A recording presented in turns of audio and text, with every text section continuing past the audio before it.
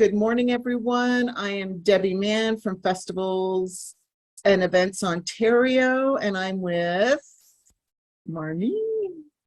Good morning, everybody. Marnie Lapierre from Festivals Events Ontario, calling in from Timmins. Yay. And today is our Festivals Helping Festivals session. So welcome everyone who's joined us. Really appreciate you taking the time and spending it with us.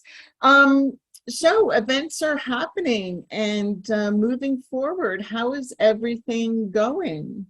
First of all, raise your hands or go to your reactions and raise your hands. Has your event happened yet? Oh, Adriana, great. Lisa, great. Okay, thanks for sharing that. So just out of curiosity, because today's the subject is staff and volunteers, staff, employee, and volunteers. Did you have any uptake on returning volunteers? Like what's the general flavor out there? Are you getting lots? Are you not? Hi, Adriana, go ahead. So I help Connie too with Retrofest. Okay. So I can kind of talk about both. So we actually had a decrease in our volunteers, especially the high school kids. For Chatham is a little different than a lot. The community living there actually has their clients as well as their staff, often volunteers. So that was most of our volunteers, which was nice. It's nice to see that other groups in the community want to help out. Whereas I have other groups and other events such as Thamesville, where a lot of it ended up becoming just community partners and like people in the community. Again, a lot less youth, I would say. Like your high school kids were significantly down. Like we struggled to find high school volunteers for both all the events I've been involved in this year, actually.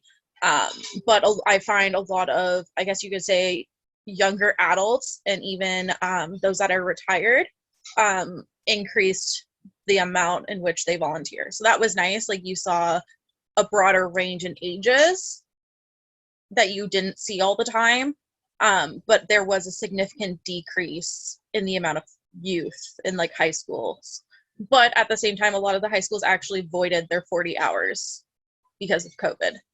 Oh, okay. So there's also that reaction. They don't need to get their 40 hours during COVID, so they haven't needed to. So there's not that pressure anymore to get them their 40 hours. Got it. And with the new people coming on board, how is your training and everything been going? And how are you managing your shortfall? So for us, it was decent. On this committee, a lot of the older staff left. So this whole committee was brand new, except for, I think, 2 of them. And the committee is about 20 people. So that was interesting. But we just very much like leaned in, and like those that did leave were willing to support everyone. So we just kind of a lot of posting about general volunteers, like looking for volunteers and we reached out to a lot of the groups. So like we have a lot around us is volunteer firefighters and stuff like that. So we reached out to a few of the local firefighting groups, the Kingsmen's, stuff like that, Knights of Columbus and things like that. Like we reached out to scouts, a lot of those groups to help out days of and take on certain aspects of the event to help us out. But overall, it was decent, and we're going to kind of lean in again on those. Great. Marnie, how are you finding it up north? Up north, very similar. Again, with the high schools not mandating 40 hours of volunteer, it's been a little bit difficult getting volunteers out. Some of the long-term events, of course, have a base of volunteers that do participate still. We are looking at different types of programming now for keeping volunteers or engaging new ones. There is that pandemic fear that some people really don't want to be out there yet, even though they are supportive of an event. It looks like they're finding other ways, but it is getting boots on the ground, having people there to help manage the things that have to be done in person. That has been a challenge, and I've spoken with a few event organizers here in our community, and that has been the challenge. It means being a little more creative and finding new ways to get volunteers on board, and that I think is going to be something that I believe many events across Ontario are going to have to start thinking about going forward. We all know that we've kind of scaled back events this year, and with a hope that we can return to somewhat normal in the months and years to come. I think volunteer programming is going to have to look a little different, and I know we've started that up here. Yeah, great. Okay. Kyle, I just wanted to ask you a question. How is it looking? Kyle is an entertainer, a busker, and how is it looking for you? So, I mean, what we've been seeing at events is, I mean, people returning en masse. So, like, festivals that we've seen in the past, like, I think Bread and Honey in Streetsville was the first one that we saw back in early June, and the street was just packed. We were at Mount Forest Fireworks a couple weeks ago, same thing. They had just, like, I don't think they have official numbers yet, but from our perspective, it looked like record number of everything, which is fantastic in terms of attendees. I think there have been some events where they've had trouble getting some volunteers out. And I think even just in terms of, you know, maybe they had volunteers sign up, but then maybe didn't show up on the day, which I know is sometimes a challenge as well. Yeah. Can anybody speak to that? Like, is that normal for volunteers to sign up and then not show up? I know at our conference. Yeah, Dave, go ahead. Yeah, I think, Steve, you know, I'll take if your next. you're running an event and you need 10 volunteers, I would certainly want to have a list of 20 or 30, because I think you have to count on a certain number of no-shows, illnesses, you know, problems with babysitting falling through and stuff like that. There's always something out there. So, you know, volunteers are no different than everything else. It's that 80-20 rule, right? Like 20% of your volunteers do 80% of your work. And, you know, so you've got your core group that you count on, and you make sure they're spread out across the teams to make sure things run smoothly. But certainly I know volunteers have been an issue in a lot of events. I was going to throw out a question too to those that have run events or that have events coming up. How has it been? What's your experience been like with EMS and off-duty police? Because I know I've heard of quite a few organizers having issues with getting enough off-duty officers and EMS people to run their events. And, you know, a lot of our insurance policies dictate how many people we need on site and stuff like that. So what's the experience been out there? Adriana, you have your hand up? Yeah, so Retrofest is a little different because of the cop station being right there. So we don't normally have to have EMS and the police per se right on site. But we do a lot of communication with them, and they do still do rounds, and they increase their rounds. So we just kind of keep that conversation. They were pretty decent, and with Retrofest being as big, we do have a lot. We've actually picked up a few volunteer firefighters from outside of that area to come and help out with other things such as our first aid and everything else. So we're kind of hitting the two birds with one stone to help with that. Whereas Thamesville is very much a small community where it is all volunteers. So we actually recruited a few of those members per se of those key groups into our committee, which made the groups more likely to attend as well as help out. So we kind of tried to hit a couple birds and like proactively deal with those situations, I guess you could say. So like for Temsel, we have three firefighters on our committee. So they help us throughout the whole process rather than just showing up, which was nice. Okay. Steve, you have a question or a comment? Yeah, well, good to be with you and hear a lot of people with the same challenges, etc. So I'm Steve Wallace. I run Hockey Night in Canada Play On, which is a street hockey tournament, operates nationally.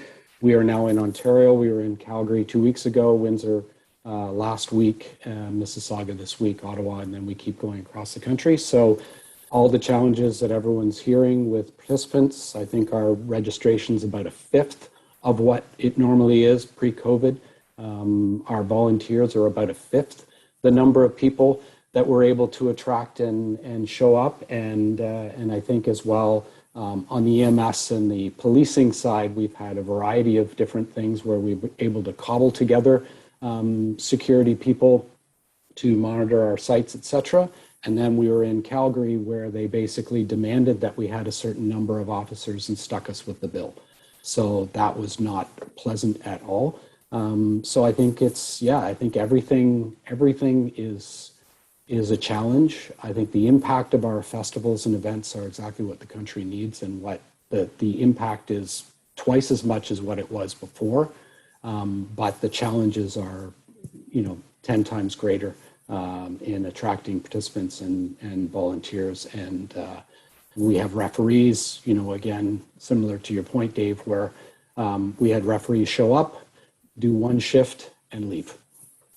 And they were supposed to be there all day. So it's just there are so many people have options, and you really have to make sure that you're tending to their needs and doing all these types of things. So anyway, so it's good to hear, and I'm anxious to hear anyone else who's been able to crack the code on getting volunteers en masse to events.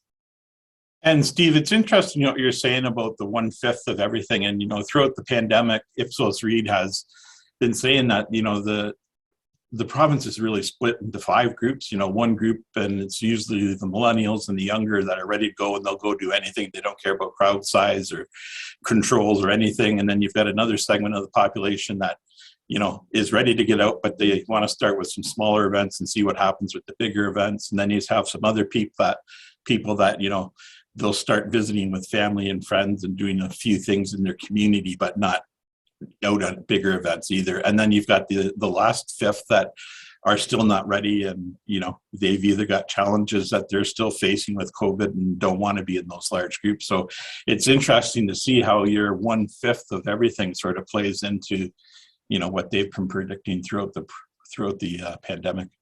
Yeah, I mean, luckily we've now moved to a third, so we've been able to get a lot more attention, and Mississauga is about a third about what we've normally done in the past. But overall, I think it for sure is a challenge. But as I was saying, the people that are there are appreciating the festivals and events so much more. And I think as well, people are not scheduling 5 things on a weekend. They're going to schedule 1. So they just don't have the inclination to double and triple book themselves like we all used to do 5 years ago. Kyle. I wanted to mention what Adriana mentioned in the chat is great. Is that continuing relationships year round with anyone is really important, especially if you have an annual event. But one thing I wanted to mention it may not always work, but an opportunity to get more volunteers out on site is if you have, say, like a union that is sponsoring your event, is like give them a tent out there and really encourage them to bring their own presence, like contribute their own volunteers. If there's an alumni association, if there, any of those partnerships that you can build so that they come out, so that they have a visible presence, encourage them to wear their t-shirt, to do whatever, and then put them in a number of roles so that, or, put their tent in charge of something. You could put it in charge of a chalk area, or in charge of like a bicycle valet parking, or, it might be just a way of kind of ensuring that they're kind of managing their own area of volunteers, so that you don't necessarily have to, so that they're drawing from their own pool. and that there's some accountability there as well. True. One of the resources we found up here when it comes to volunteers is our Multicultural Center, which works with new Canadians settling into the community.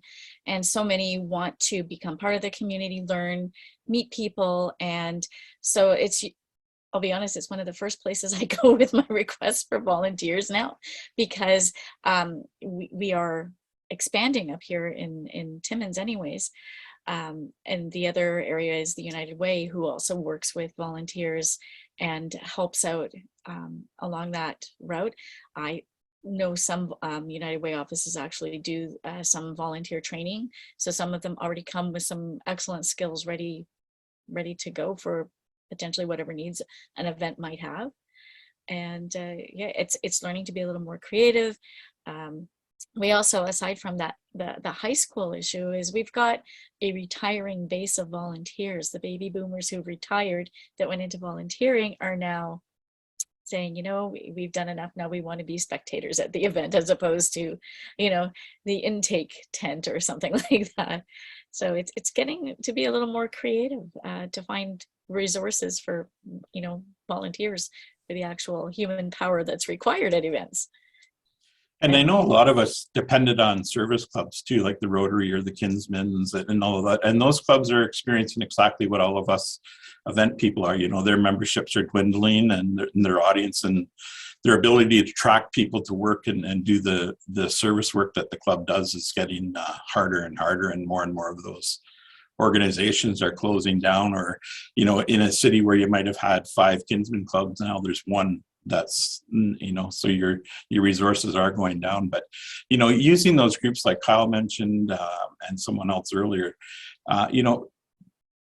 sometimes you're doing a give back to, like, whether it's from a beer tent sales or whatever, you're giving a portion back to some of your volunteer groups who help out. So it's in their best interest to make sure they get people out to the event and, help you market it, because their involvement in their bringing people out is going to help them get monies for their clubs too. So always have that sort of active engagement with your volunteers. Kyle?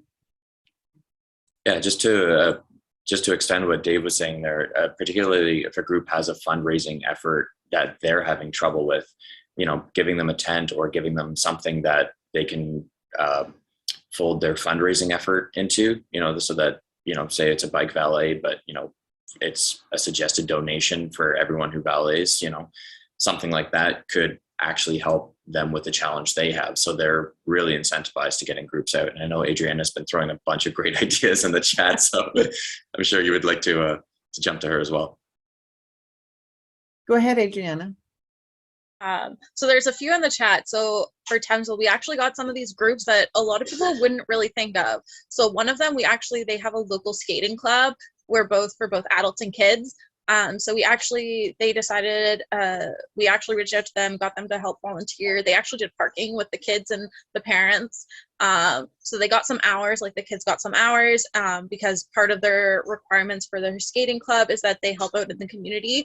And then a week or so later, they actually had their own little fundraiser. So we actually donated we did like a small donation. I think it was like $100 or something towards their fundraiser. And they weren't expecting that. So we've also found that helps out a lot. So same with Scouts.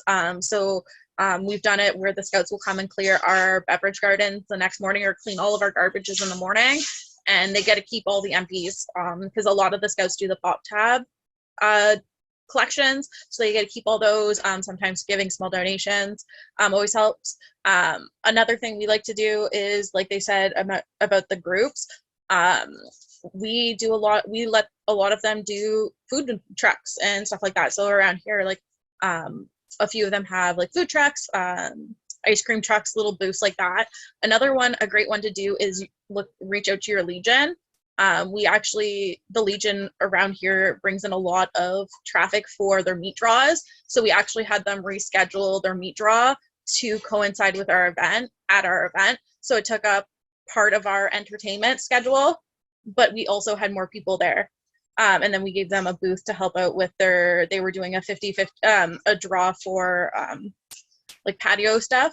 So that's always a good one, is like look at what in your community brings in the people. And if it's close to it, sometimes inviting them to do it at your event will, one, bring them more crowd that would normally participate, but at the same time brings you the crowd that they normally also get.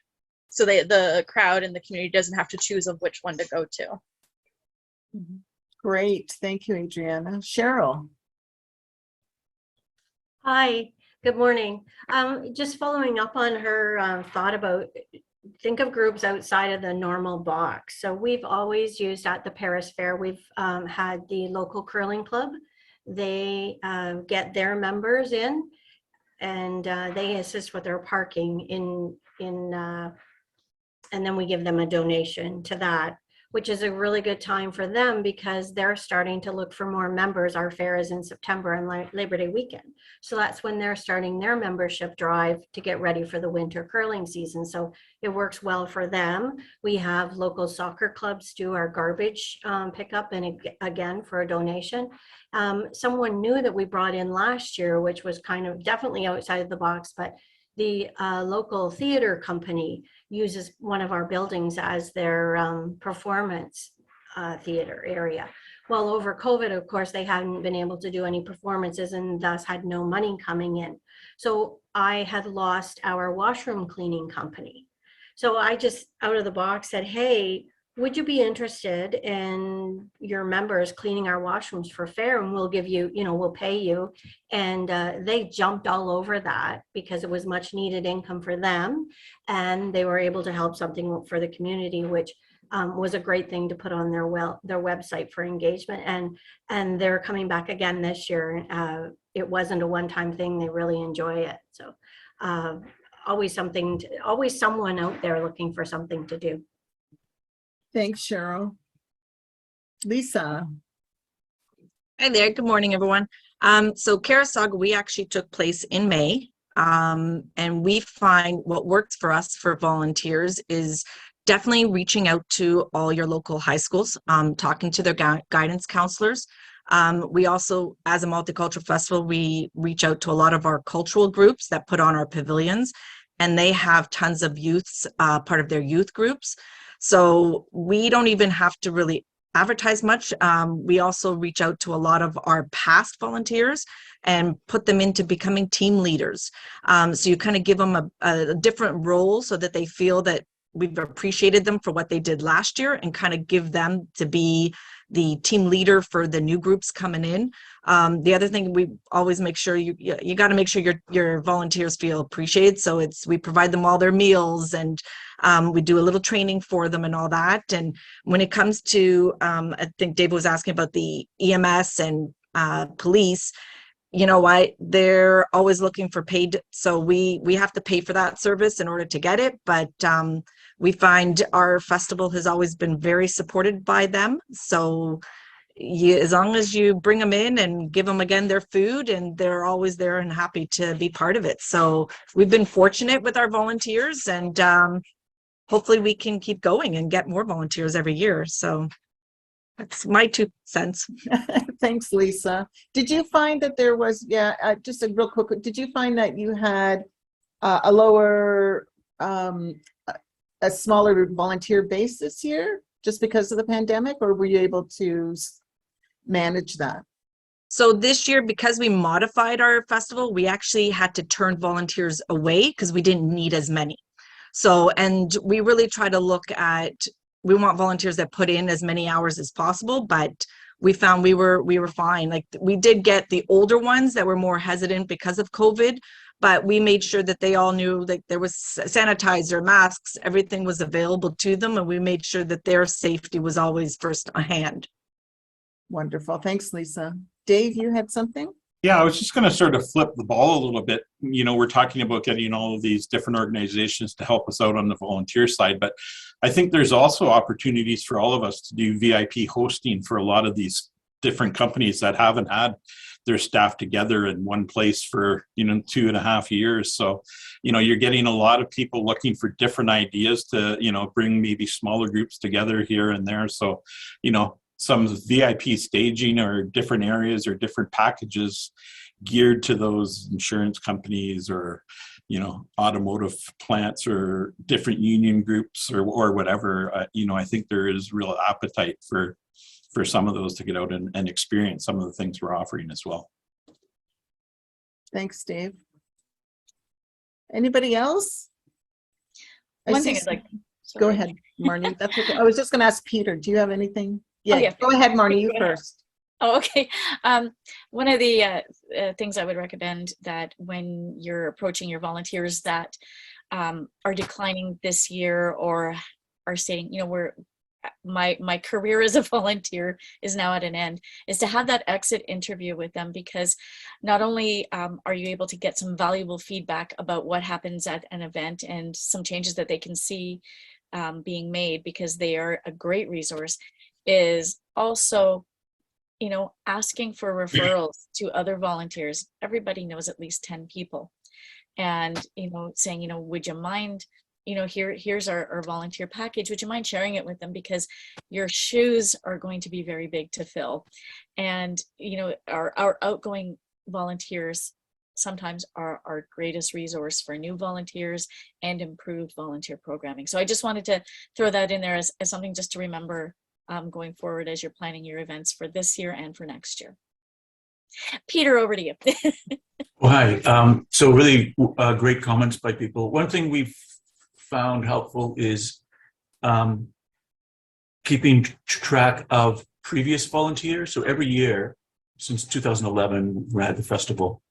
I had to find a better word, but grade or mark our volunteers who was particularly good and who, you know, took off halfway through their shift, so that when they apply the next year, because there's a whole year between, and we don't always remember. So if someone applies the next year, we can right away see, oh, they were really good with people, or they had some other issues or things that we can better address. So that helped us to channel those previous volunteers and into areas based on their skill level and initiative.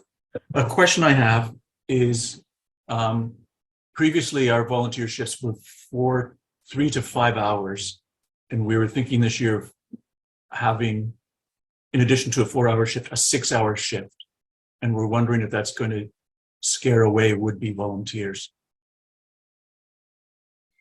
Any answers? I can let you know something right now. We've done that as well for a few of the festivals that I've been involved with, and that it came out of a simple change in the volunteer themselves, where they signed up for 2 hours. We're enjoying their time so much, asked if they could stay longer to help. And you'll know the volunteers that want to do that. Even the ones that are returning will indicate, you know, their willingness to stay for a longer shift instead of the shorter. And you know, sometimes their experience is so beneficial to them that it turns into not a problem. I also wanted to jump in with a tracking mechanism for those volunteers that you grade. Actually did that as well, using the service provided by Init Live, because you can collect all that information about volunteers, you know, that it's kept private, so that you know where they've excelled at in their role and where challenges needed to be met. Fantastic service. And I know there's a few of them out there, but yes, definitely having, you know, it's almost like a client file where you know their likes, their dislikes, what they excel at, what they want to learn, and what maybe they should be reassigned instead of a role that they were already given. You said that tool is called Init Live? Init Live, yeah. Yeah. And, yeah. I was just gonna say, at the end of this, we have a number of resources to share for volunteer onboarding and training, and I think we've included that in there, if I recall correctly, right, Debbie? So can I have another question slash comment is, we were looking for, previously we've used Google Forms and Sheets, and I had a coder create a script to track the volunteers in the way I just mentioned. And this year I was looking for some online tool to do that. and I found them quite expensive. Like they wanted an annual sign up, and it was, a typical fee was like $1,000, and we're a 1 day a year event. So I'm resorting back to my coder guy, and the tool he builds is a little bit, I've said Microsoft, not so Steve Jobs. Like it's a little bit engineer design, but it works. But I haven't been able to find a off-the-shelf tool out there that's like a reasonable price for managing volunteers, and especially the part where you can see, this guy, that it can tell you, this guy applied last year, and here's the notes you had on him. Would something like HubSpot or something like a CRM that you can get for free do something like that for you? Maybe, yeah, maybe. We use Pipedrive. I was thinking that maybe. Yeah. Yeah, just a thought. Yeah. Yeah. I actually end up just doing the work myself, because we've actually had like volunteers and vendors that we've since red marked or blacklisted, however your group calls it, apply under different names. They'd use their worker's name and stuff to try and get back in. Wow. So I would actually, like, I had it happen 2-3 of my events this year. So I always go and actually like manually do it, even if I have a coder or whatever that's going through everything. I always like to go and check through everything by hand too. I know it's a lot of work, especially when you get a lot of volunteers and vendors, but I always like to double check, because in the end, like if you've blacklisted a vendor because of whatever, you don't want them back. Why would you just go kind of deal with it, I guess you could say. So I always like to double check my coders, but because computers can make mistakes. Yeah. So you're saying they're volunteers who also are blacklisted and try to return, or just vendors? I've had a few. I've had a few of both. I've had a few volunteers, just their behaviors, I guess you could say, are issues, or like for us, one of our rules is that if we have a beverage garden, our high school kids are not allowed in there. Obviously. So we've had a few that have since done that. So we kind of like very much minimize what they're doing.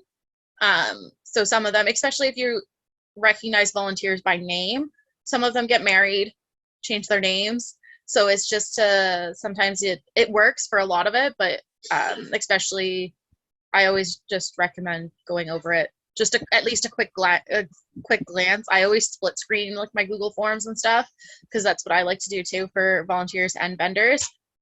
Is I always like to split screen the current year and the last year's, and I always keep record, and then I kind of just go through it. Yeah. Wow.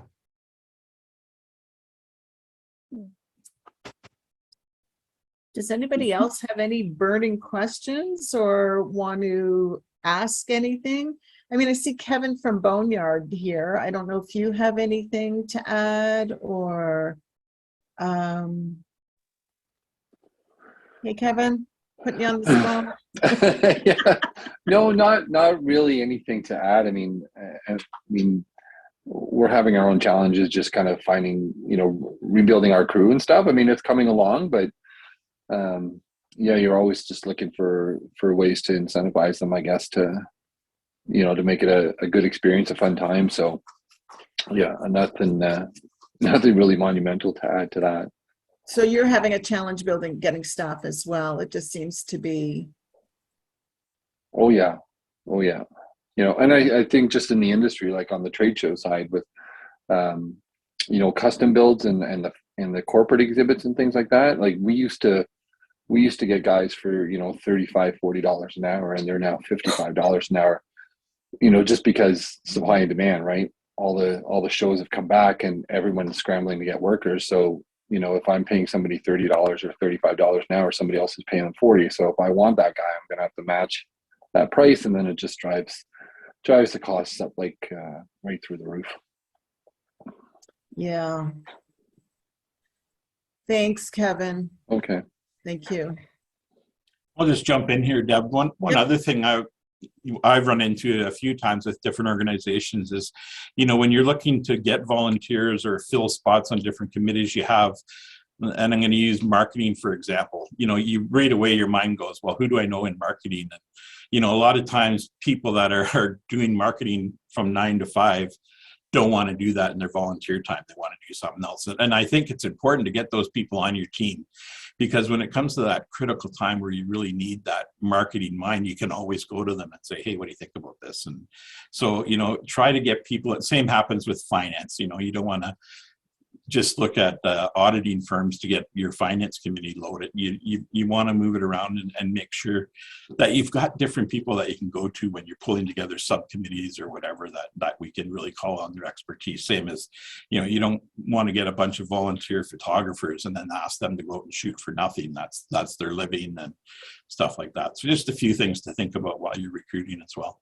Mm-hmm. You were talking about photographers, Dave. One of the things that we were able to institute for the Timmins Multicultural Society is we needed to update our photo portfolio for marketing purposes, because it had been a number of years. And a local photographer is a big fan of the event and purchases every year from every food table his stack of food to go into the freezer. So we made a deal with him. If he was to become our official photographer for this year to get us some high quality photos, he would get a plate of food from every table for free. It was a wonderful bartering system.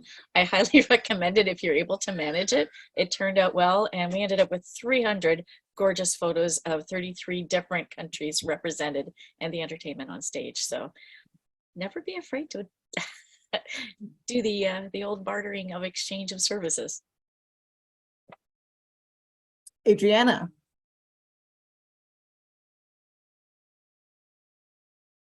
You disappeared. Oh, sorry. So just to add on to what she was saying, we actually had a similar experience. So we actually have someone from the community that has, like, they're a photographer on the side, and they would just, for years, probably the last 5 years, they've just shown up and randomly taken pictures. So we actually offered them a position. So, like, even during your event, look at what people in the community are doing. So we actually offered them to do pictures. We have over probably 3,000 to 4,000 pictures. Nice. We agreed on a single day, and he came for the whole weekend, set up, tear down, took pictures of all of our staff during doing all of it, as well as everything else, and then gave us complete rights to everything. And he didn't want any money for it. We obviously still did, because that was so much, and it was so much above what we had discussed. So that's always a great idea. And, like, we gave him, we've already signed, and he's gonna partake next year. Like, if they're interested in your event and they're, like, you see that they're there a lot, sometimes just talking to them and seeing if they join or support is always a cool thing. And it also saves you as organizers who are always running around. Like, we don't get time to sit behind a camera or use our phones to take pictures. So sometimes, like, especially photographers are always a great add-in, and they cost a bit of money, but sometimes not so much. Peter. Yeah, we've hired a photographer almost every year, and we give them a shoot list, particular angles or close-ups or food or mise-en-scenes and things that we think would appeal to media. And the other thing is question about model release. If we're wanting to use some of those images in advertising, in our vendor contracts, we include a model release section so that they give us permission to use their image or images of their employees in our photos. So some of the photos we try to get some that are not including the attendees because we don't have their model release, but photos that just show the vendors, or maybe show the attendee where you can't recognize the face. That way we can use the image in an advertising piece. For our events up here, we have a waiver that is posted at the entrance, and in many locations, you're in a public place, professional photography is being taken for marketing purposes, so please be advised. If you do not wish your photo taken, then you need to avoid the photographer, basically. But yeah, it's Wear It's your hard to COVID get mask. everybody. Yeah. Whoops, excuse me.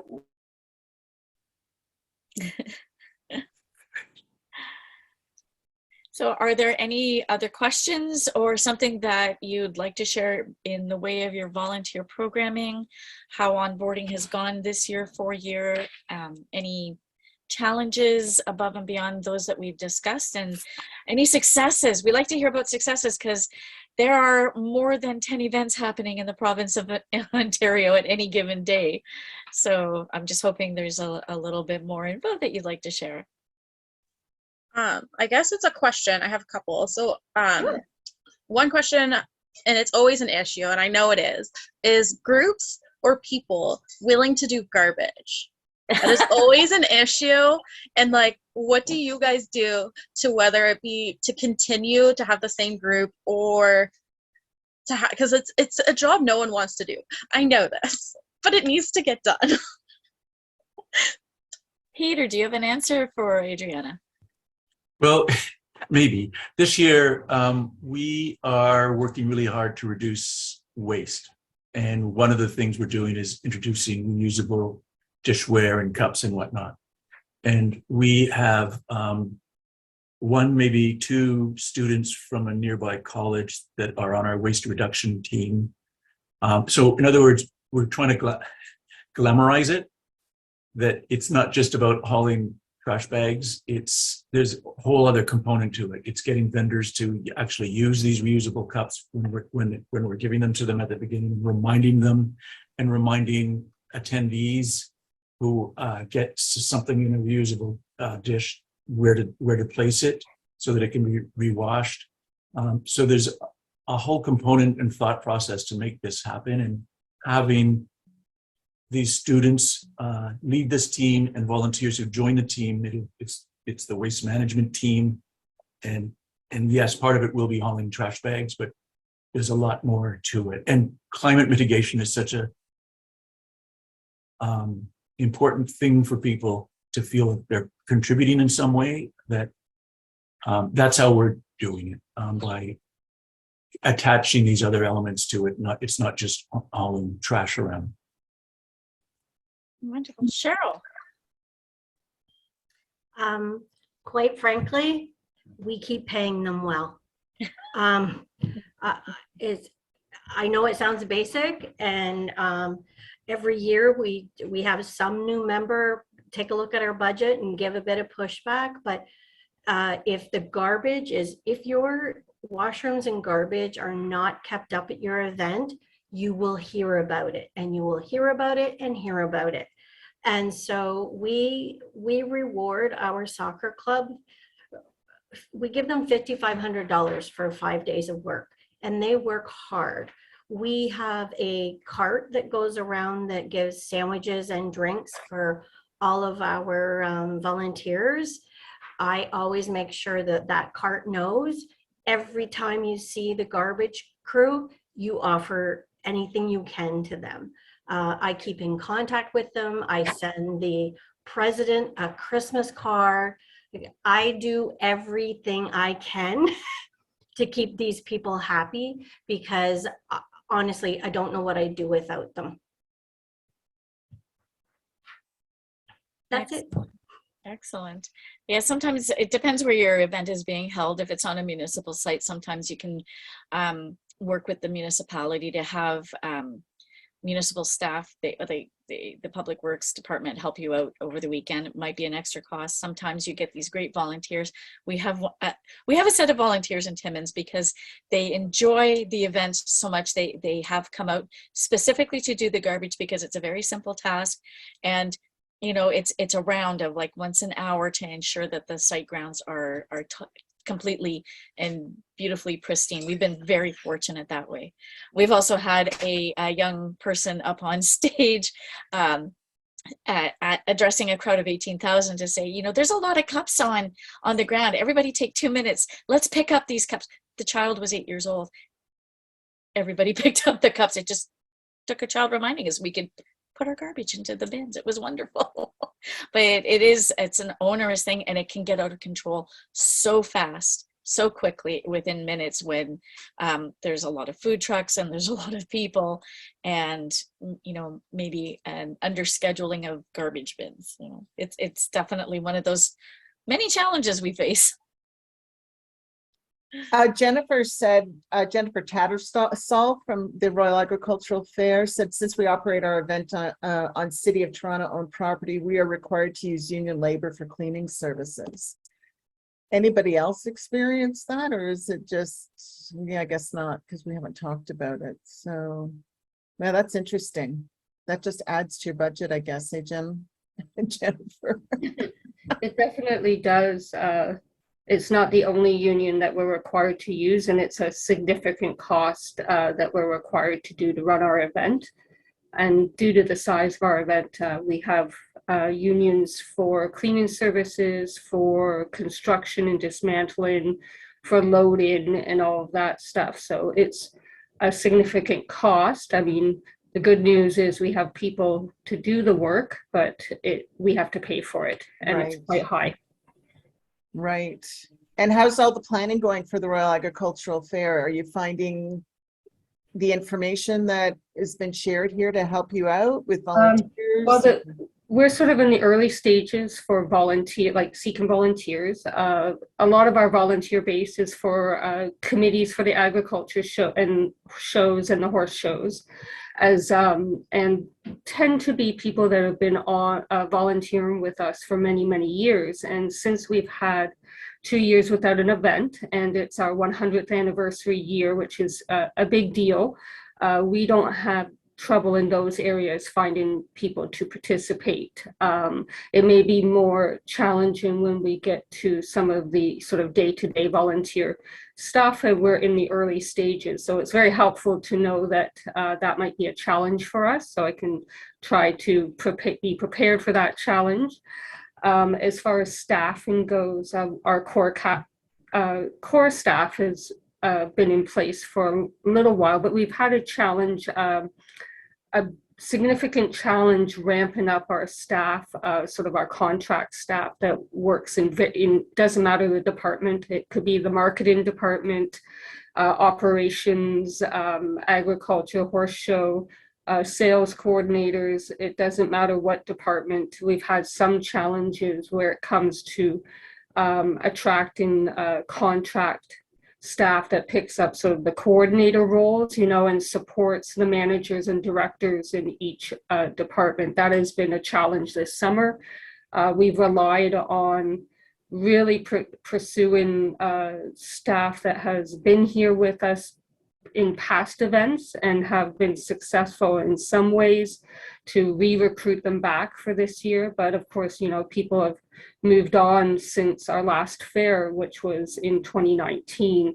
So as far as finding new people to come in, that has been a challenge. We're getting there, but usually we have some of those positions already in place, in July, and we're into August, and we have some starting in August. So we're a little behind the ball there, but as long as we have them in place by, September 1st, then we'll be in good shape for planning for this year.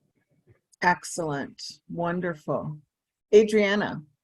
I guess it's something a little different than some have. So around here, we've had a lot of newer events come up this year. So we've actually had a few of them either reach out to the bigger events, or we have taken the time to reach out to them to see if they need help. So something as simple as sending them their vendor list. So for example, Dresden has started an Art in the Park, and they're having issues finding vendors because it is a very small community. It's very small, and someone had posted we have a lot of Facebook groups of chat events happening in the area, and they had posted looking for vendors. I said, hey, I'm actually an event organizer and manager, and I've been coordinators for a lot of them. Would you? And I'm like, I will send your information to my vendors, and then they've done really well, and because of that, those smaller events are more likely to support you and come and help you out because you're willing to step out of your comfort zone. A lot of them are especially around here, a lot of them compare themselves to Retrofest. So for someone who is involved in Retrofest, or Connie even has reached out to a few and helped out. So we actually helped out with Bridgerama. It was a lot of us that normally do Retrofest, and we're taking on and helping out those smaller events, putting that volunteer shirt on rather than that staff shirt on. A lot of the smaller ones, and they see that and they enjoy that, making them more likely to help out you. So sometimes signing up to volunteer for these smaller groups for a couple hours and helping them out behind the scenes, they really like that. So I just wanted to put that out there because I've done that for a few, and they really enjoy that. And like a lot of them already started booking and like putting money aside to book booths in our events for the next year, because most of ours have already happened. So you're actually practicing festivals, helping festivals. Just had to point that. Yeah, it is. But like it's a good way to get other volunteers by reaching out to other events. Especially like there's so many small ones or last minute like groups that think they can put this on in a couple of months, and then they don't know what they're doing because they've never done it. So helping out. So that's actually how I started with Thamesville. It's their 45th year this year, and they had never been joint to any group. They were so by themselves that they didn't know a lot of things. So when they had a brand new committee, that's how I kind of joined them. They're like, I don't know what to do. I had friends on the committee. They're like, you know what you're doing. Are you willing to come help? So since then, I've taken on a whole lot of roles with them, and it's a good way. They feel more connected. You get a lot more if you don't have someone in the event group and like that connects with other events. You don't know so much what's overlapping with yours. Right. So that's kind of what I do. Is they're less likely to book events the same weekend as yours if you're involved in them. So then you work with them that way too. So I just like to put it out there, especially like bigger cities. There's always little things happening. There's so many perks and so much going on that sometimes just helping them in that background part is enough to help them, or putting a couple hours in a day or two is always a great thing. That's great. That's wonderful. Thank you.